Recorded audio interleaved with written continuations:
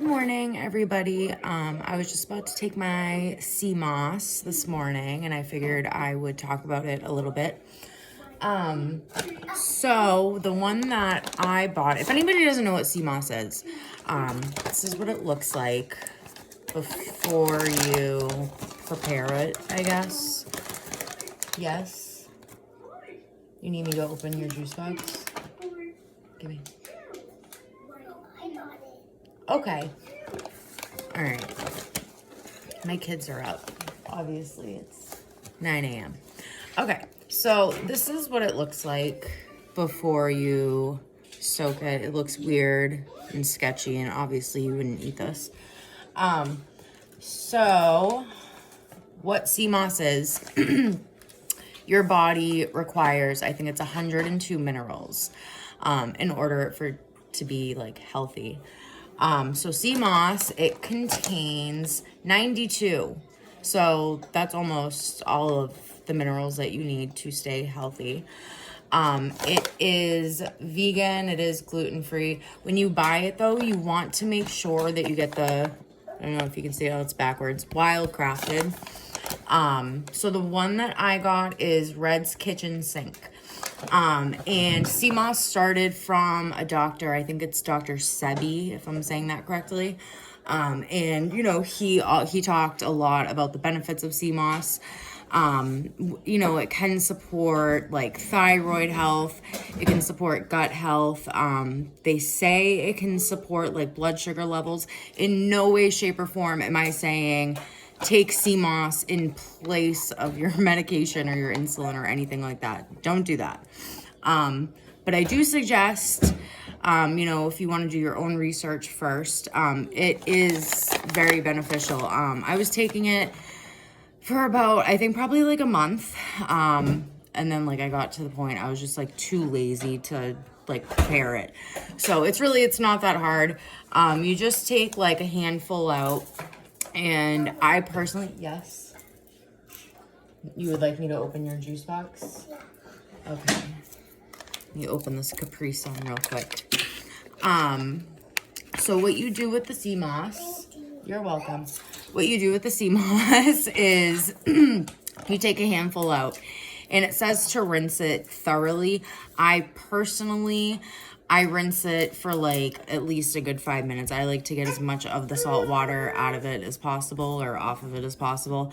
Because after you go to the next steps and after you do start taking it, if you don't rinse it enough, it is going to be pretty salty. And nobody likes that. Are you okay? My daughter has a little cold. Are you okay? Yeah. Okay. Anyways, do you just not want me to talk? Okay. So what you're supposed to do is you're supposed to rinse it. Once you finish rinsing it to, you know, your liking, I guess, fill like a airtight bowl up, one that has a cover. Make sure the sea moss is covered in the water, and you're gonna let it soak for like 6 to 12 hours. Sometimes I just do it overnight. I don't think there's an issue if you do it over 12 hours, but you want to make sure you get it within that time frame.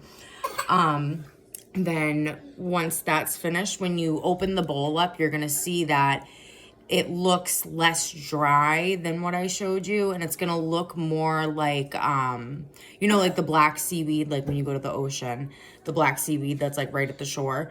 It's gonna like take on that form, but it's still gonna be like this tannish color. So then what you do is you drain the water from it. You take the sea moss, the puffed up sea moss, you take that out, put it in a blender, a bullet, whatever you like to use. Fill it like halfway with water. You don't want to do too much. You don't want to do too much because you don't want it to be like soupy. You want it to be like a gel. Once you're done doing that, let it chill like overnight. Make sure you keep it in the refrigerator. There are two different methods. So there's the heat method, which means you boil it in hot water. If you boil it in the hot water, you need to keep it room temperature just because of bacteria. You don't want to be changing the temperature up like that. If you do it with the room temperature and then you chill it, that's fine. Keep it in the fridge. I believe it's good in the fridge for 2 weeks. I do have to look that up to confirm it. But I haven't taken any this morning yet. I just made this 2 days ago because, like I said, I was too lazy to make it. And then 2 days ago, I was like, you know what? I need to start taking this again because it did. It made me feel great. So you want to take about a tablespoon. I have a teaspoon, but I'll just make it bigger. It's hard to ingest. Usually I take a drink and I'll swish it around in my mouth just so it's easier. But okay. I'm gonna stop talking and just do it. I'm scared.